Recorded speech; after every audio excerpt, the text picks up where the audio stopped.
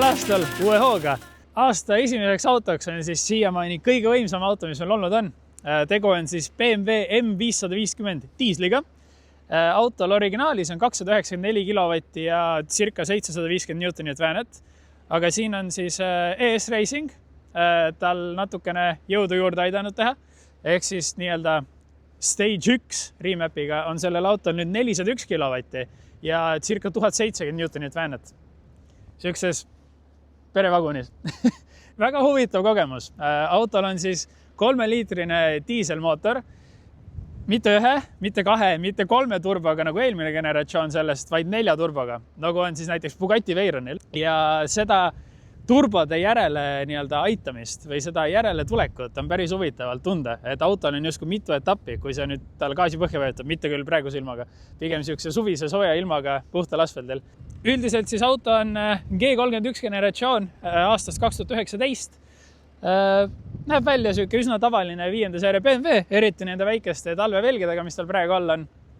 Aga jah, väga tavaline ta ei ole, et isegi siuke osadele Porschedele annab natuke konkurentsi kuskil siis foori taga ilusti siis kiiruspiiranguni. Vaatame, kuidas siis autoga täpsemalt sõita on, mis tal mingid huvitavad lisad on. Ja lähme natukene võib-olla naudime lumes ka seda autot, et sama koht, kus me olime circa 3-4 nädalat tagasi, siis lund ei olnud, vingusime, et lund ei ole, nüüd on lund liiga palju ja tuiskab. Aga davai, hüppame rooli. No let's go. Davai. No nii, nüüd vaatame siis, kuidas M550 diisel siin sõidab meil praegustes talvistes oludes. Autol on siis all lamellrehv, Continental, et eks ta natukene siin tahab natuke külge loopida vahepeal ja näidata, et on ikkagi BEM. Aga üldiselt auto on ilusti kontrollitav, ei ole mingeid suuri üllatusi olnud ja päris mugav on. Ta on pigem suuremapoolne auto, taga on tal tegelikult isegi tõhkvedrustus, mis teeb selle sõidu natukene pehmemaks. Ja samuti on siis tegelikult sellel autol üks haruldane lisa on tagaratta pööramine. Et nendel G31 generatsiooni BEM-idel ei ole väga paljudel seda. Ja ise tegelikult läks ka natuke aega, et aru saada, et sellel autol see lisa on, sest kuna see on pereliikme auto, siis on päris palju saanud sõita sellega ja eriti hästi annab ta tunda just siis näiteks ringteedel, et justkui päris vähese nii-öelda roolisisendiga võtab ta päris kiiresti selle nii-öelda ringtee ära või siis ka mingid siuksed järsemad kurvid, et alguses tekkiski siuke nagu küsimus, et mis täpselt toimub, et nagu jah, okei, BEM, aga et neil on juba see rooli nii-öelda kiirus on natuke erinev, aga siis jah, vaatasin küljepeeglist välja ja oli täitsa näha, kuidas rattad kaasa pööravad, et isegi autoomanikul endal ei olnud aimugi, et see lisa siin peal on. Et annab just siukse päris kontrollitava ja siukse nobeda tunde see just kurvilistel teedel, see tagaratta pööramise lisa. Aga üldiselt jah, ta on diiselmootor, eks kõik need 4 turbot veavad teda päris hästi edasi.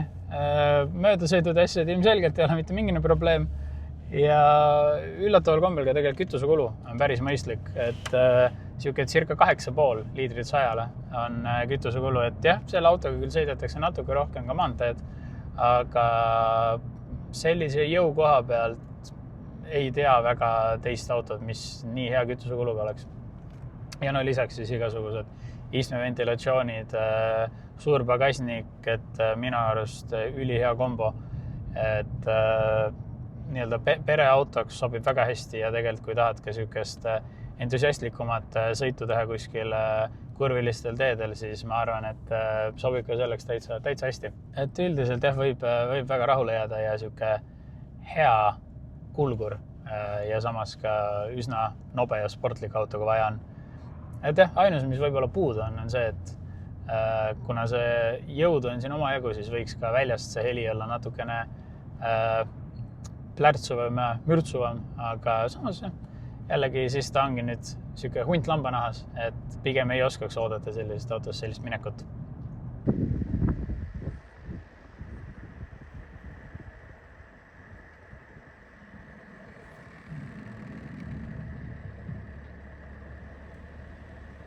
vaatame siis ikkagi 4 turboga M550 diisel, et mis meil siin kapoti all siis Päpsama peidus on.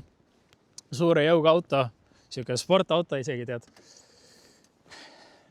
Lihtsalt nagu ainus, mis ütleb, et on natukene erilisem, on see M-Performance ja natukene carbon imitatsiooni siin. Ülejäänud on suhteliselt sama nagu muidu. Natuke on ka tugevdust pandud siia, et kogu see esiots natukene jäigem oleks. Aga üldiselt jah, isegi kui nagu mina enda võhiku pilguga otsiksin, siis ma isegi siit väga neid turbosid ei näe. Et natuke pettunud. Ikkagi on palju vaeva nähtud, palju raha pandud, et siia need 4 turbot tekitada juba tehasest ja siis isegi mootori katte ei ole nagu nii väga eriline. Aga õnneks ülejäänud auto on. Ja lähme vaatame kohe salongis, et mis seal siis huvitavamat on. No ja salongis ka tegelikult, eks ta on väga tuntaval BMW, et sellel autol siis natukene lisavarustuse koha pealt, tal on näiteks ees ventileeritavad istmed, tal on siis ilmselgelt mitmetsooniline kliima, tal on ka laiendatud nahk, on siis nii armatuuril kui ka siin uste peal, Harman Kardoni heli, panoraamkatus, täiesti digitaalne nii-öelda spidomeetri plokk ja siis on ka heads-up display ja spidoblokki pealt vaatab sulle ka vastu M550 diisel, et see ära ei unustaks, et sa ikka selles kõige võimsamast diislis oled. Istmed on siis ka, need peaks olema, kui ma nüüd õigesti mäletan, comfort istmed, ehk siis istme ülemine osa liigub veel eraldi siis kogu seljatoest. Et ise olen avastanud, et jah, siuke pealt näha, kas on vaja lisa, aga tegelikult ta tekitab selle sõidu ergonoomika päris hea. Ruumiga ka probleeme pole. Et minul on praegu ta mugavas positsioonis, pearuumi on päris palju isegi ja eks ikka natukene lösakil vajud, kui sõidad, et siis seda ruumi on veel rohkem siin. Ja üldiselt mulle see nii-öelda üleni must salong, ta on üsna tavaline, aga samas jällegi vähemalt on ühte nagu tooni, et just eriti see katuse osa, lae osa, et mulle isiklikult väga heledad laed ei meeldi, et see näeb siuke, ütleme, soliidne välja ja kindlasti mingeid funktsioone siin nagu puudu ei ole, et jubedalt tahaks nagu midagi taga ajada siin. Aga lähme vaatame, kus taga on. Ja tagaistmel ka, see justkui ukse ava tegelikult ei ole ülemäära suur. Et ta on, ütleme, uks avaneb kaugele, aga see ava ise ei ole kõige suurem. Ja samas, kui nagu väljaspoolt sisse vaadata, siis ka see jala osa ei tundu siin väga suur olevat. Et tõesti, ta on võib-olla siuke mingi 40 sentimeetrit. Aga kui juba autos sees oled, siis jalad saab osaliselt libistada esiistme alla ja tegelikult põlveruumi sel juhul on täiesti oma jagu, et nagu alati, siis esimene ist on minu istumispositsioonis, et kui te olete pikemad või lühemad, siis see kindlasti natukene varieerub, aga minu istumispositsiooni järgi on see täiesti okei. Taga on siis ka kardinad, üks osa käib siis siia ülesse ja teine osa käib siis tegelikult siia taha külje peale, et on siis kogu aken ilusti privaatselt kaetud. Panoraamkatus toob mõnusalt siia valgust, sellel autol on pandud siia ka siis jopehoidik. Taga on siis eraldi mõnus käetugi, siin on ka siis topsihoidjad sees. Ja lisaks siis, kui see keskmine osa alla klappida, saab ka suuski näiteks vedada või mingi pikemaid asju. Et jällegi, nagu ikka siis need 5. seeria BEM-id on üsna siuksed mõnusad, eriti universaalne, hästi ruumikad autod. Ja siin on siis eraldi taga veel omakorda kahetsooniline siuke temperatuurivalik ja keskelt on siis eraldi ka, et kui kõvasti puhub ja lisaks on siis ka istmesoojendused taga. Et ma arvan, et ei ole nagu väga palju rohkem tõesti siit autost midagi otsida, et jah, okei, ei ole mingeid elektrilisi istmeid, aga ma arvan, et see vist 5. seerial taga üldiselt ongi puudulik.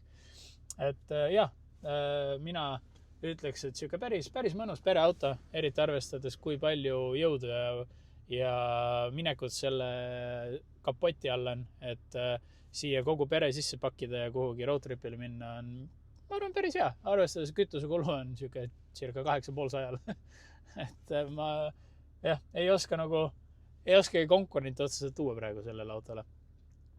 No ja nagu tavaliselt siis universaal BEM-idel siis käib eraldi ka tegelikult see klaasi osa ülesse. Ilusti liigub eest ära ka siis kate automaatselt üles alla ja siit saad siis mingid, ma ei tea, kotid või midagi sisse panna, kui näiteks kas siis äkki maalöös parklas pagass täiesti lahti ei mahu või mingil põhjusel lihtsalt ei taha seda lahti teha. Ja siis eraldi juba pagass ise on pigem päris ruumikas, et siin on juba üks vähe suurem kott valmis pandud ja tõesti seda ruumi on siin päris palju veel. Lisaks on siin siis ka põhja all on igasugu lisaruumi, lisataskuid ja väiksed konksud siin, et asju riputada. Autol on siis ka tegelikult olemas kärukonks ja siit saab siis eraldi ka tagumise istmeid alla klappida. Et üldiselt tõesti mõnus pereauto, millega natukene siis ka kiirendusvõistlustel osaleda, kui vaja.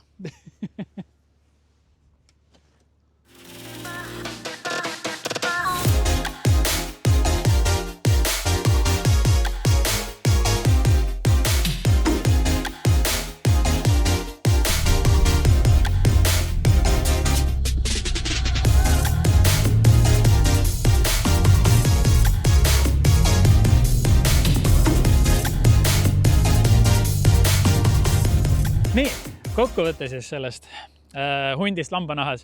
Mugav auto on.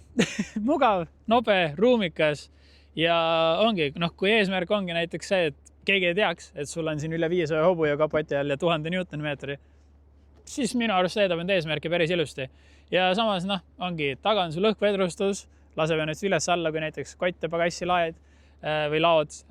Samuti on tagarada pööramine, mis teeb ta veel kurvides natukene siukseks kergemini juhitavaks või ette ennustatavaks, et mis ta teha tahab. Et päris huvitav kombo on siin kokku pandud. Eriti praegu, nagu mainitud sai, siis nende 18-tõlliste ratastega on ta päris hästi, sulandub siin halli massi ja siis päris kiiresti hüppab sealt välja, kui on vaja natuke kiirendada. Üldiselt võib päris rahule jääda, mõnus auto ja sobib kindlasti suuremale eksamile perele väga hästi. Aga kui sa soovid, et sinu auto oleks Vine Visual videos, siis vine.visual@gmail.com on see meiliaadress, kuhu sa võiks kirjutada või siis Instagram, Facebook, sealt leiad ka meid ülesse. Ja näeme juba varsti. Tšau!